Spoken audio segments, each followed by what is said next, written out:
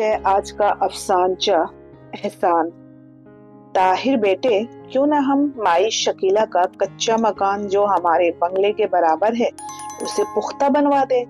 आखिर उसने बरसों हमारे घर काम किया है, अब ज़ईफ हो गई है, ऊपर से उसका अपाहिज बेटा भी है, ये तो सवाब का काम होगा। जवाहर अली जो इस शहर के मशहूर ताजिर थे, बहुत ही नेक और खुदातर्स इंसान थे। तिजारत की सारी जिम्मेदारियां अपने इकलौते बेटे को सौंपकर उन्होंने खिदमत खल्क को अपना लिया था।